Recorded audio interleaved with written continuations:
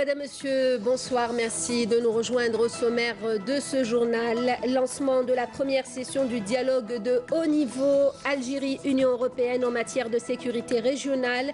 L'Algérie est prête à aider et à partager son expérience avec l'Union européenne en matière de déradicalisation et de lutte contre le terrorisme, a déclaré Abdelkader Sahel.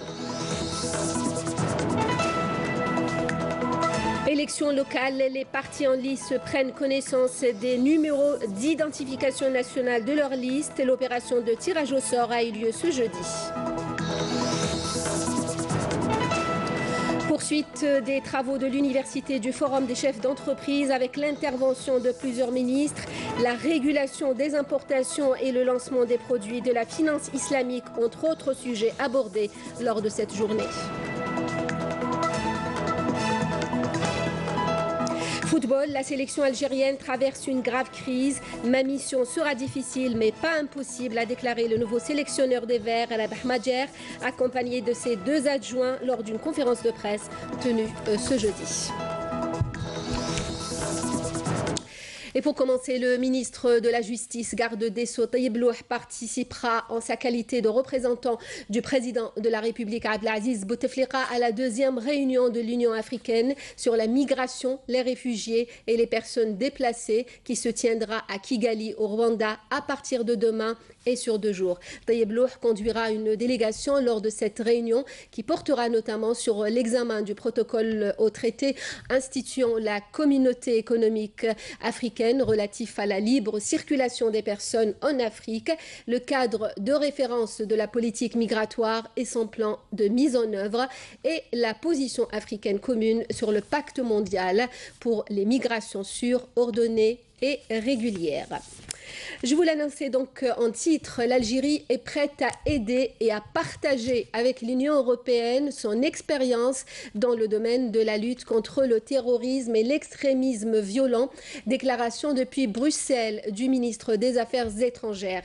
Abdelkader Sahel a fait cette déclaration à l'occasion du lancement de la première session du dialogue de haut niveau Algérie-Union européenne en matière de sécurité régionale qu'il a coprésidé avec la chef de la diplomatie européenne, Federica Mogherini. Je vous propose d'ailleurs d'écouter leurs déclarations. Ils sont au micro de Afef Belouchette. Nous avons lancé aujourd'hui la première session du dialogue stratégique et le dialogue donc surtout concentré sur la lutte contre le terrorisme et le radicalisme violent avec le partenaire de l'Union européenne. Comme vous le savez, nous avons ce genre de mécanisme avec beaucoup de grands pays. Donc c'est la première session. Donc nous avons défini un peu le cadre dans lequel nous allons travailler, comment nous allons procéder et puis surtout quels sont les champs d'action pour nous. Bon, on a identifié 3 grandes thématiques: la lutte contre le terrorisme, avec y compris le retour des combattants étrangers, comment échanger nos approches, etc. La deuxième action, c'est sur la déradicalisation. Donc l'expérience algérienne intéresse énormément. Donc il y a un besoin des Européens de voir comment nous avons procédé. Nous sommes prêts à aider, dans partager cette expérience. Le troisième axe qui nous intéresse à tous, c'est la migration clandestine et comment gérer ce genre de problème. Donc ce sont les 3 grandes thématiques. Donc nos experts continuent. Nous avons donc cet un format qui est large, formé d'experts de part et d'autre, spécialisés dans des domaines qui concernent cette thématique. Et ça a été donc une première réunion. Et normalement, la deuxième session a lieu à Alger dans les 6 prochains mois.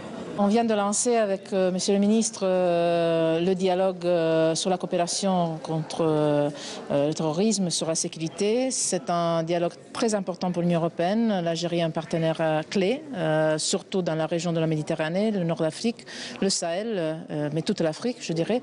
On a eu des discussions très, très importantes, très productives, et maintenant les équipes vont continuer le travail. Le ministre de l'Intérieur et des collectivités locales, Nordine Bedoui, s'est déplacé aujourd'hui à l'ambassade du Portugal à Alger, où il a présenté au nom du président de la République les condoléances de l'Algérie au Portugal suite aux feux ravageurs qu'ont connus plusieurs régions du nord de ce pays. Nordine Bedoui a signé le registre des condoléances et exprimé toute la solidarité du peuple algérien avec le peuple portugais. En prévision des élections locales du 23 novembre prochain, l'opération de tirage au sort pour l'affectation des numéros d'identification nationale des listes des partis politiques et alliances en lice a eu lieu ce jeudi. L'opération supervisée par la haute instance indépendante de surveillance des élections s'est déroulée en présence des représentants des formations politiques concernées par ce rendez-vous électoral. Nejma Harj. Désormais, un numéro d'identification nationale sera attribué aux différentes listes de candidats des partis politiques et ceux de l'alliance politique. Les numéros permettront d'identifier chaque candidat et faciliter ainsi aux électeurs l'opération de vote. Supervisé par la haute instance indépendante de surveillance des élections, le tirage au sort a été effectué ce matin à Alger en présence de représentants de différents partis politiques.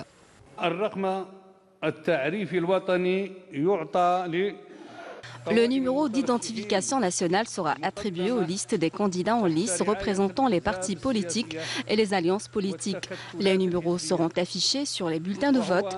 L'objectif de cette opération est de trier facilement les bulletins de vote et de permettre ainsi aux électeurs de reconnaître facilement leurs candidats.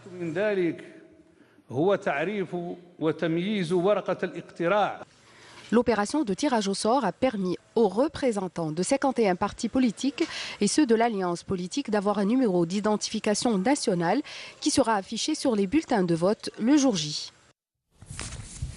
De ces élections, les Algériens attendent beaucoup, des attentes, des reproches, mais aussi des espoirs pour relancer le développement local et améliorer le cadre de vie des citoyens. Illustration à Mostaganem avec Jazia Bayou. À Mostaganem, plusieurs projets ont vu le jour ces dernières années. D'importants projets réalisés grâce aux efforts déployés par les autorités locales pour le bien-être des habitants. Plusieurs efforts ont été fournis par l'APC de Mostaganem. À titre d'exemple, la route qui donne sur le port de Mostaganem a été entièrement réhabilitée par l'APC. Tout a été mis en place, les trottoirs, l'éclairage, et cela pour le bien-être du citoyen. Malgré tous ces efforts fournis, la satisfaction des habitants n'est toujours pas acquise. Pour moi, il s'agit d'un intérêt personnel, car il n'y a rien de concret. Durant ces 5 ans, rien n'a été fait. On ne doit pas tout mettre sur le dos des pouvoirs publics. Le peuple aussi a une grande responsabilité. Lui aussi doit participer à son bien-être. Les gens qui doivent être prochainement à la tête de l'APC doivent être à la hauteur des attentes du citoyen. Tous les espoirs sont ainsi mis sur les prochaines élections qui dévoileront les futurs locataires de l'APC de Mostaganem. Ceux-là auront pour lourde tâche de répondre à toutes les préoccupations de leurs habitants.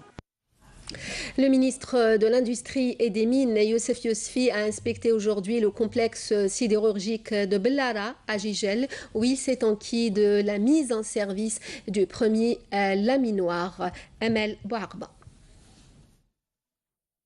Le complexe sidérurgique de Bellara de Jijel, réalisé dans le cadre d'un projet algéro-qatari, permettra de répondre aux besoins du marché national en matière d'acier avec une production de 4 millions de tonnes par an.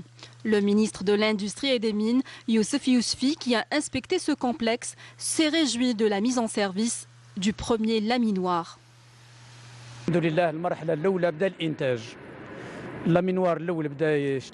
Aujourd'hui, grâce à Dieu, nous assistons à la première étape de l'entrée en production.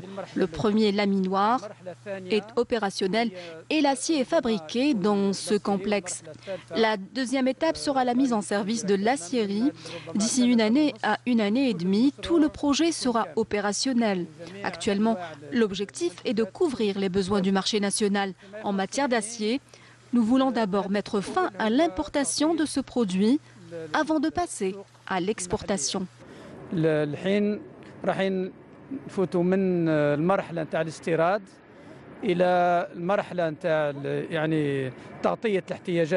PDG de la société mixte algéro-qatari de sidérurgie de Bellara s'est félicité pour sa part du soutien du gouvernement algérien pour la réussite de ce projet.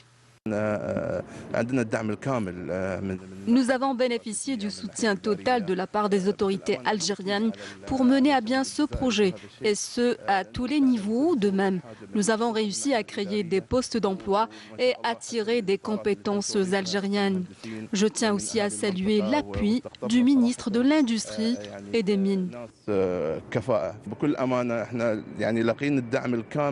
Le montant total de cet investissement est estimé à 2 milliards de dollars. La mise en service de ce complexe dans sa totalité est prévue d'ici 2018.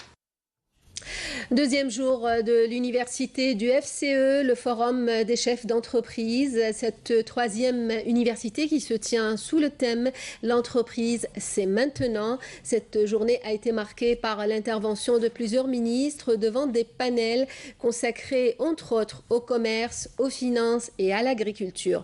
Le compte rendu de Saïda Mayoufin.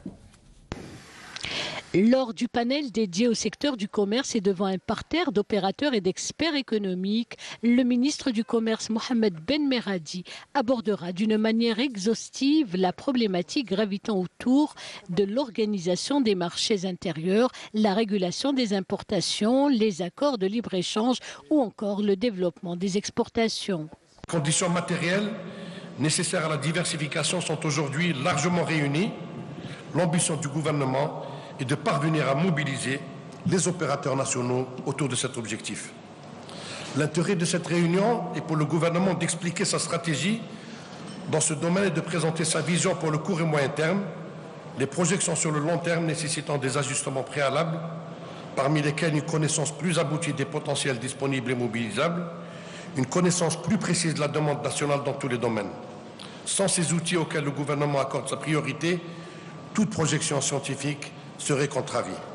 Le domaine des finances a été également passé en revue par le premier argentier du pays, Abderrahmane Raouia, en décortiquant le volet dédié au marché des capitaux et à la fiscalité, tout en mettant l'accent par ailleurs sur la nécessité de mettre en œuvre le produit finance islamique. La finance islamique compte plusieurs types de financement et d'organisation. C'est des banques islamiques, les sociétés takaful, c'est les assurances islamiques, les fonds d'investissement islamiques ainsi que les fonds Waqf. Il s'agit donc d'une activité qui s'est fortement développée un peu ces dernières années dans plusieurs pays et donc nous attelons à la mettre en œuvre dès la prochaine loi de finances pour 2018. Le ministre de l'Agriculture a pour sa part dressé le bilan des 7 dernières années de son secteur, un bilan qualifié de positif grâce notamment aux différents dispositifs d'accompagnement mis en place pour booster les entreprises nationales. Abdelkader Bouazgui s'est surtout réjoui des résultats obtenus en matière de sécurité alimentaire et de production nationale. Un programme riche et diversifié a été élaboré pour cette troisième édition de l'Université du Forum des chefs d'entreprise où d'autres secteurs feront l'objet de débats approfondis. La finance islamique codifiée par la loi sur la monnaie et le crédit fait désormais partie des produits proposés par de nombreuses banques comme la BDL, la Badr ou la CNEP. Le lancement de ces produits est imminent à l'image de Ijara proposé par la CNEP. Mona Nawal Hamoudi. La finance islamique fait son entrée à travers Ijara Temlikia, le nouveau produit bancaire qui sera lancé prochainement par la CNEP. Un produit qui permettra aux clients de cette banque de bénéficier d'un bien immobilier avec une marge bénéficiaire au profit de la banque. De ce fait, le bien immobilier est d'abord acheté par la banque avant de le céder au client sans avoir recours au crédit bancaire. Ijara Temlikia est une formule de financement qui consiste en l'achat par la CNEP d'un bien immobilier préalablement choisi par le client qui vient par la suite faire une demande de financement de cette maison. La CNEP procède donc à l'achat de ce bien qui reviendra au client par un contrat de location qui définit la durée et les mensualités de remboursement. Ce nouveau produit sera mis à la disposition de tous les citoyens âgés de 21 ans et plus, répondant aux conditions d'éligibilité.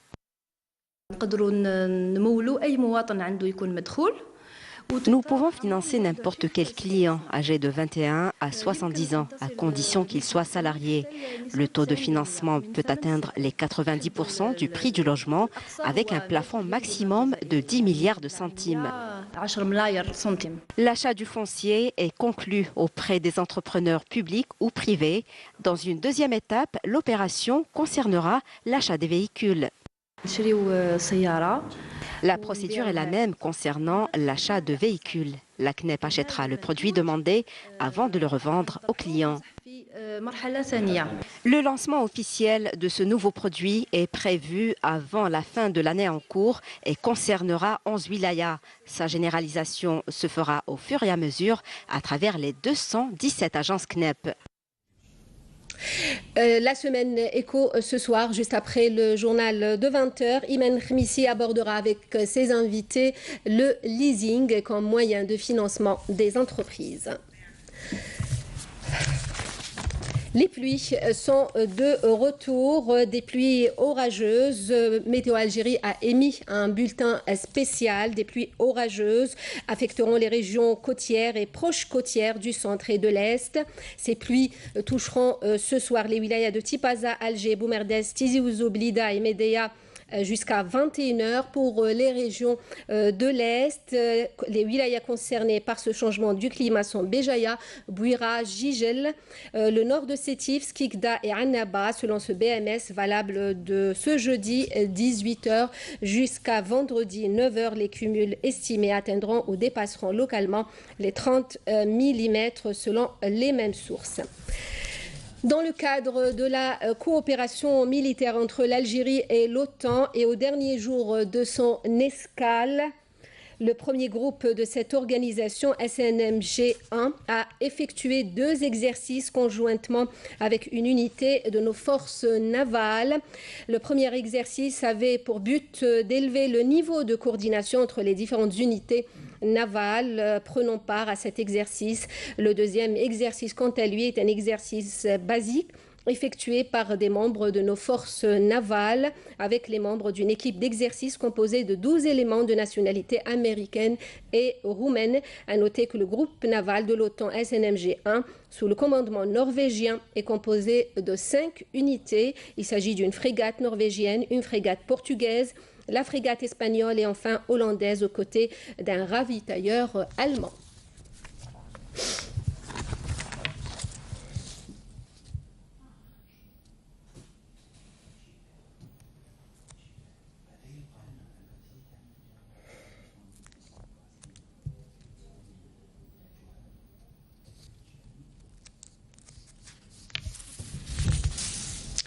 Trois éléments de soutien au groupe terroriste ont été arrêtés par des détachements de l'armée nationale populaire à Ain Defla et Rolizane. C'est ce qu'annonce le ministère de la Défense nationale, qui ajoute que d'autres détachements ont découvert et détruit à Skikda et Batna une bombe de confection artisanale et une cage contenant des effets de couchage, des vêtements et divers objets.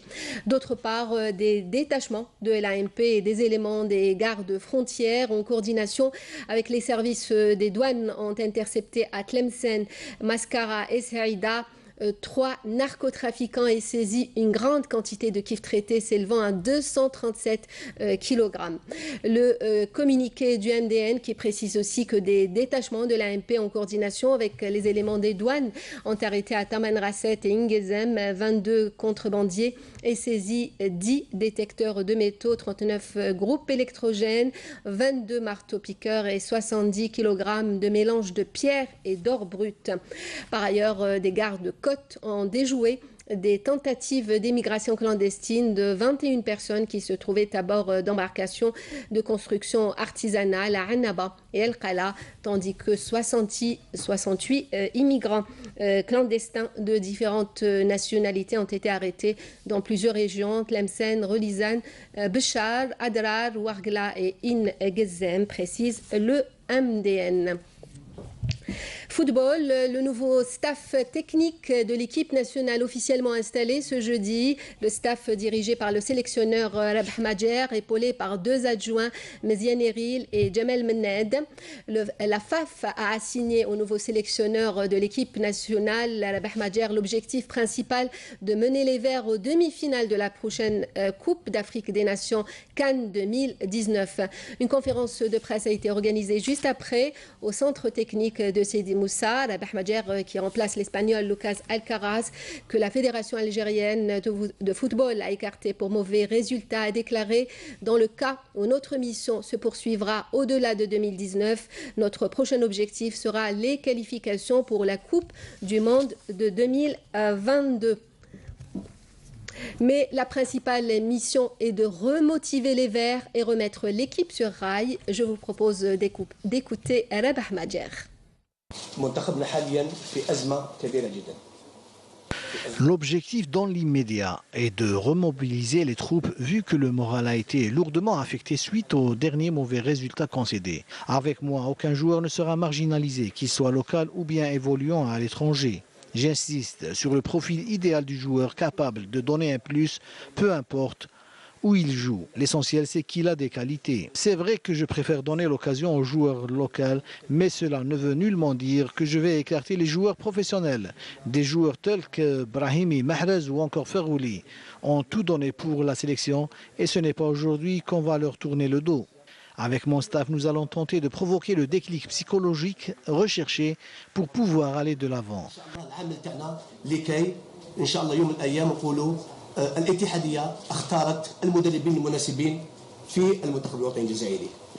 À propos de football, l'USM Alger a quitté ce jeudi Alger pour Casablanca en vue de la demi-finale retour de la Ligue des champions d'Afrique contre le WAC Casablanca prévue samedi. Le staff technique a prévu 2 séances d'entraînement dont la principale aura lieu demain à 20h sur la pelouse qui accueillera la rencontre.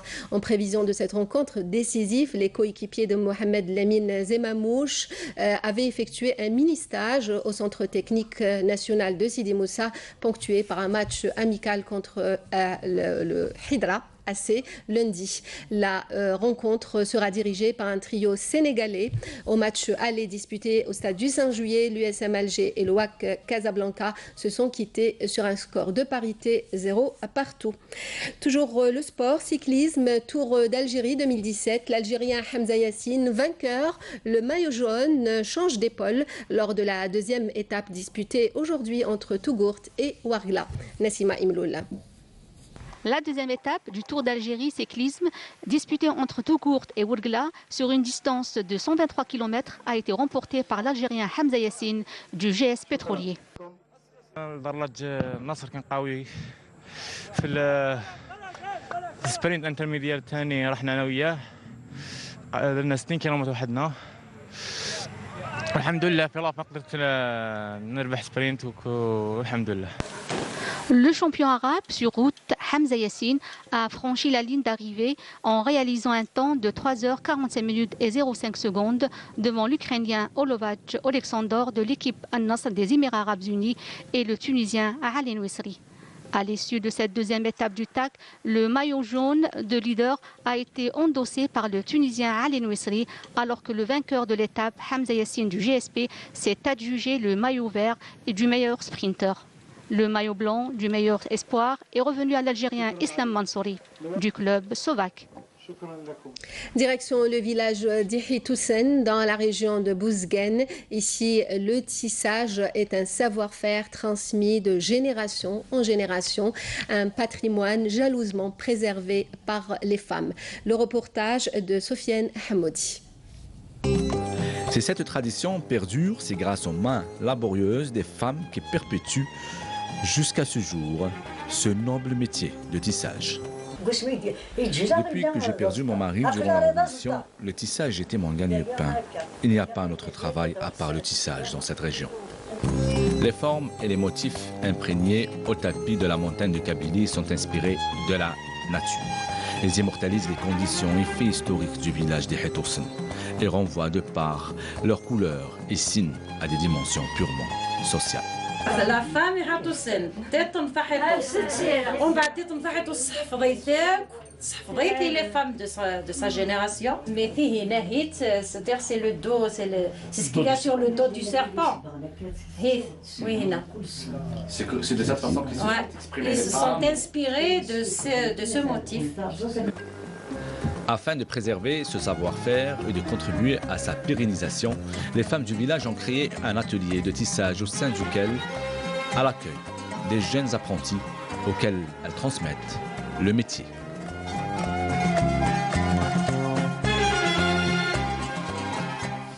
La musique avec la dernière soirée du Festival international de musique symphonique a abrité l'opéra d'Alger, Boualem Bessayah.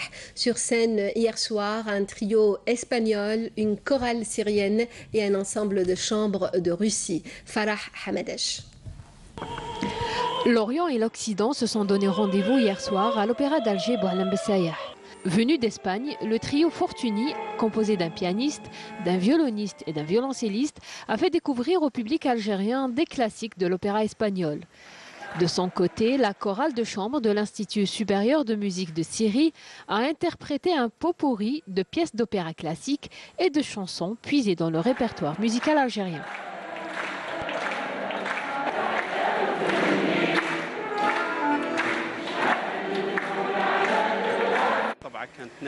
La 9e édition du Festival international de musique symphonique est un succès à différents égards. La participation a été importante. Nous avons eu des compositeurs et orchestres symphoniques de 13 pays, dont l'Italie invitée d'honneur. De plus, le public était au rendez-vous. Preuve en est que ce festival est ancré dans l'agenda culturel du public, comme c'est le cas pour d'autres manifestations culturelles.